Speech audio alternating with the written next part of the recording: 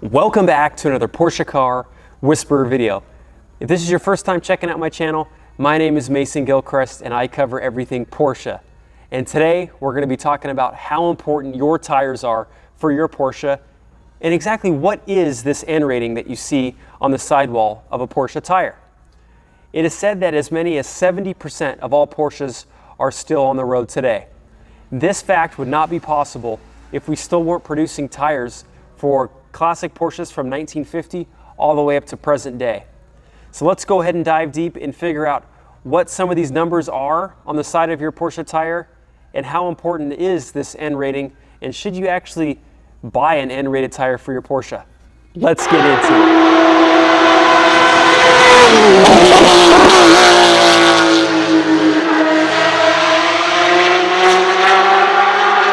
Okay, so on the sidewall of your tire, you'll see a bunch of information. Of course, the manufacturer, the tire size, speed rating, traction rating, N rating. What do all these ratings mean? Well, I'm going to describe it a little bit here. I'm going to go ahead and start off with the size and how do you tell what the size of your tire is.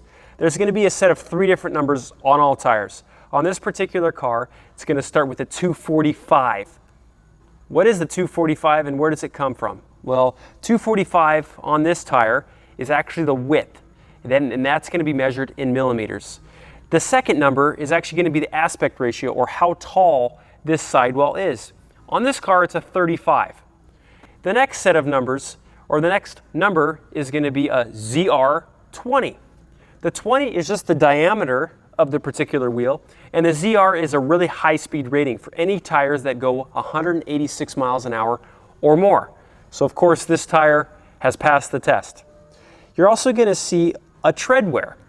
Now there's going to be a control, and the control for all tires is going to start at 100. So anything less than that is not very good tread wear. Anything more than that is going to be a little bit better. On this particular Pilot Sport Cup 2 tire from Michelin, it has 180 tread wear. So that's 80% better than the control tire that starts at 100. You're also going to find that there's going to be a traction. On this tire, it's going to be a AA. The traction is rated from AA up to C. AA being the best traction, has a lot higher, stickier compound in the particular tire to make it better. It's also going to have a temperature rating. It's going to go from A to C. A, not lasting quite as long.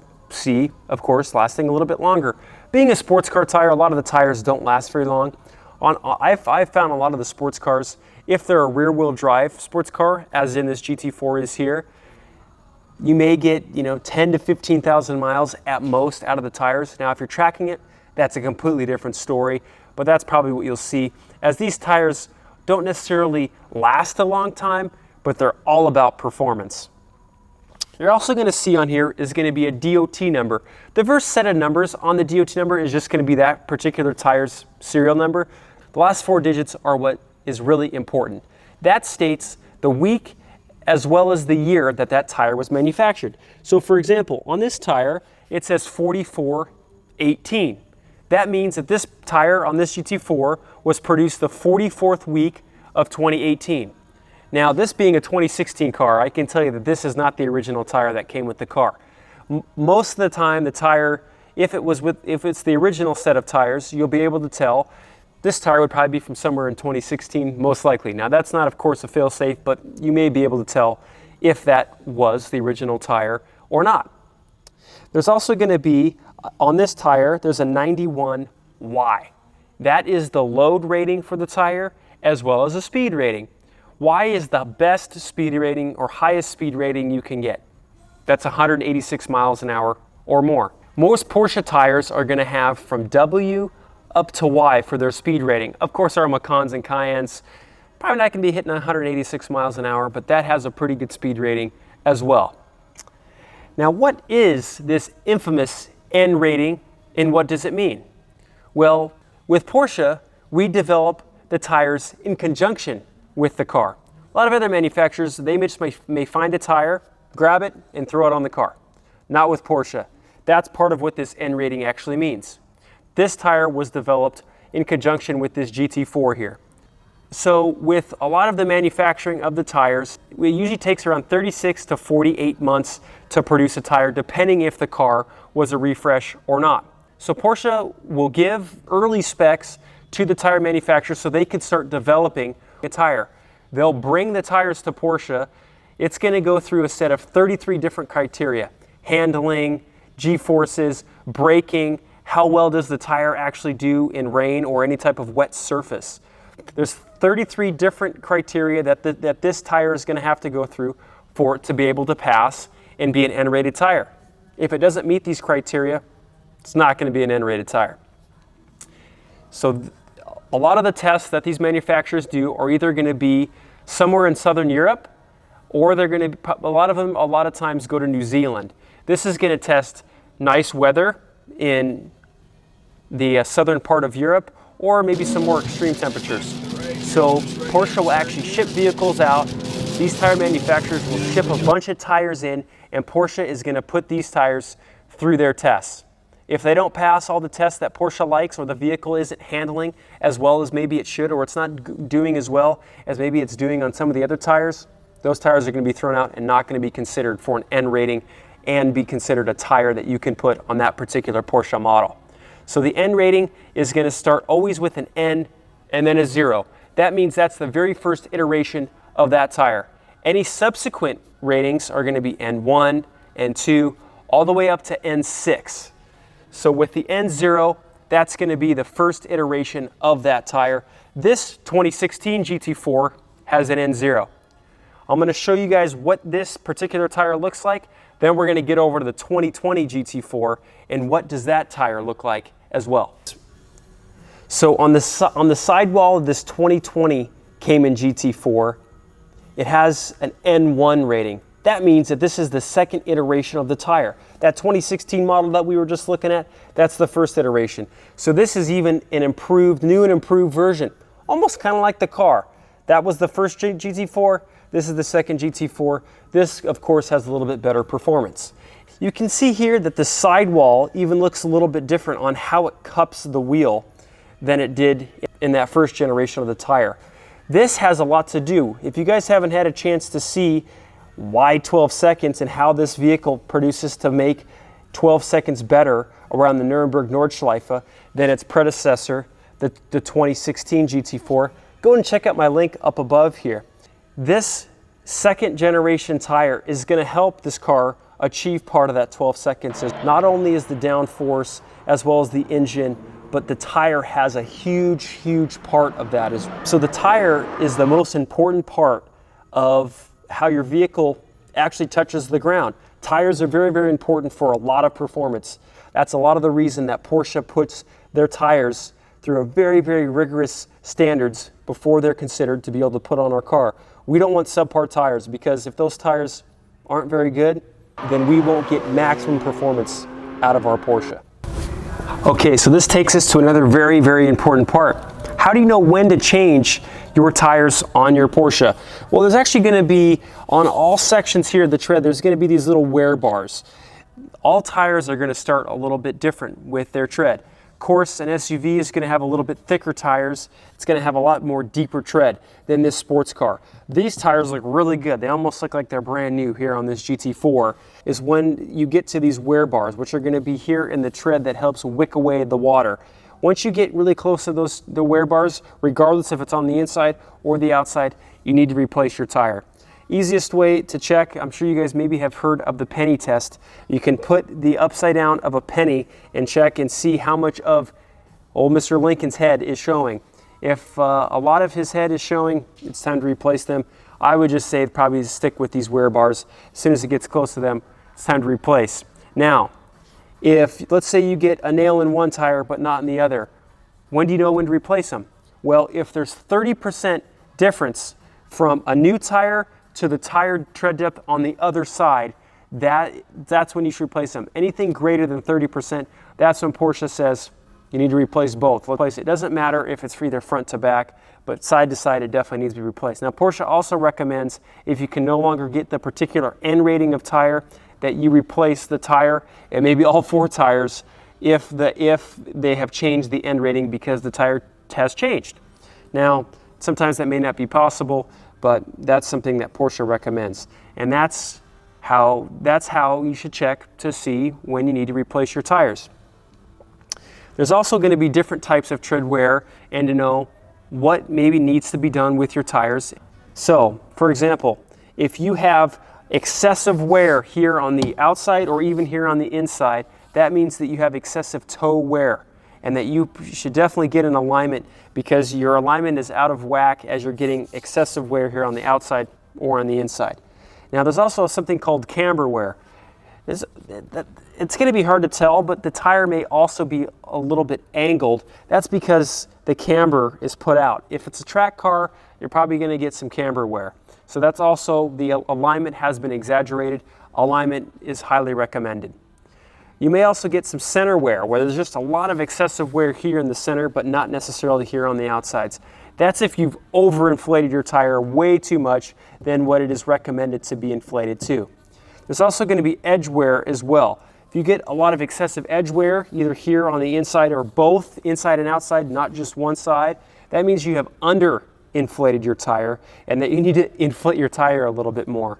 There's also going to be patch wear. That has to do with balancing of the tire. If the tire is incorrectly balanced, you may get a little bit of a shake at high speed. So that's something also to check for as well.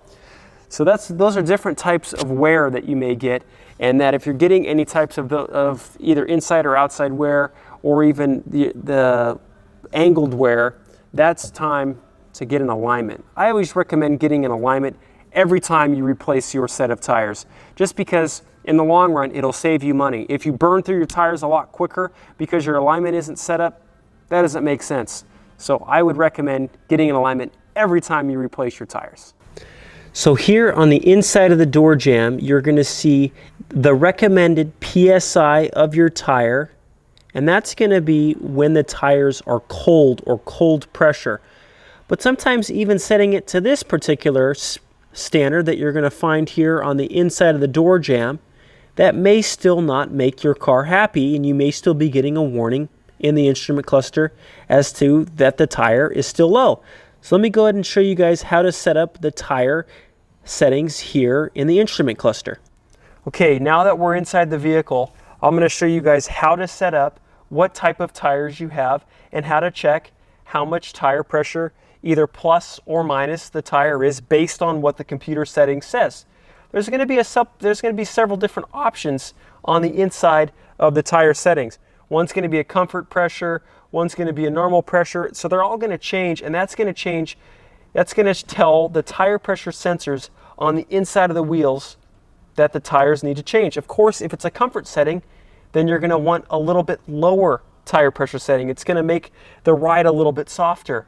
If you want a little bit more of a performance setup, it's going to be a little bit of a higher tire pressure setting. So here on this TFT LCD display here on the inside of the instrument cluster, that's a way on this particular car that you can set up what your tire pressures are and for what size wheel. On some of the newer vehicles, it's actually going to be here through the PCM. So let me go ahead and show you guys how to change it. Okay, so as soon as so we're actually going to be playing with this screen here on the right. So you can actually toggle down to the tire pressure settings. Now on this car, it's set to 30, 33. Now we can go to a screen called Fill Info. We can see how high or low the tire is based on the current settings that this car is set to. So +1, that means that it's set 1 pound higher than the suggested setting based on that setting. So this says +1.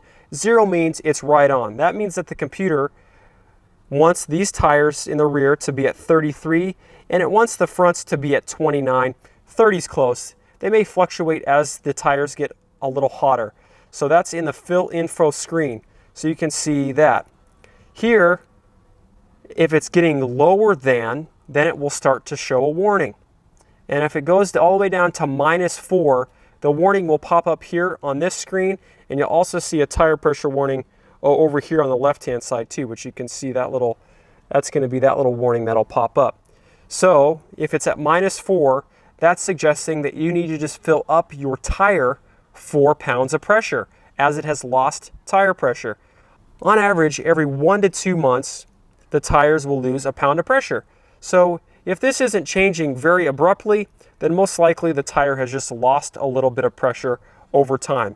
So again, if it's yellow, as the warning may be, you can still drive on it. If it's red, you should probably fill up the tire pressure pretty quickly. You'll get a red warning and it will show you what tire it is. So if, let's say it's the left rear, it'll say -4. That means you need to fill up this tire 4 pounds of pressure for the car to quote unquote be happy. You can change these settings by going down into tire type. You can see this is set for a 20-inch tire in sport. So selection of tire dimension and tire type. You can go in here. On this car, there's only 2 settings, either 20-inch summer or 20-inch winter. A lot of the other vehicles will have a lot of different settings. You know, Michelin, since you can get so many different various size wheels and tires, it'll go from 18 all the way up to 21. You'll have to select the tire type. You'll have to drive for a while, as the car will then it'll learn what size tire that car has, and then it will tell you if your tire pressures are low or not. So the tire setting is actually going to be an internal setting as to what the car believes the tires should be set at. It may be even a little bit different than what you find there in the driver's side door. So you need to be paying attention to this screen here to see exactly what tire setting you should put. Again, if it says -2 or 3 or 4, you should add that amount of pounds of pressure to the tire. If it says plus, like I would say anything more than 3 or 4, then I would take that amount of tire pressure out. Then you can see what they maybe need to be set for most of the time on this TPMS screen right here. Okay, as you guys can see, tires are made hand in hand with your particular Porsche, and that N rating is very, very important for you to get optimal performance out of your Porsche vehicle. If you guys have any questions about tires, go ahead and leave them down in the comments below, and I'll answer as many questions as I can. As always, I really appreciate you guys watching these videos. New videos to come every single week. In the next couple weeks, I have some very, very exciting videos that I've been working on, and I'll be filming here in the near future. We'll see you guys in the next one. Thanks for watching.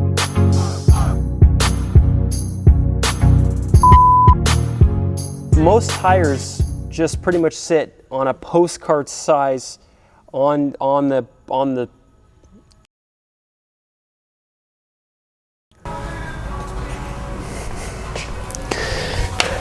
test.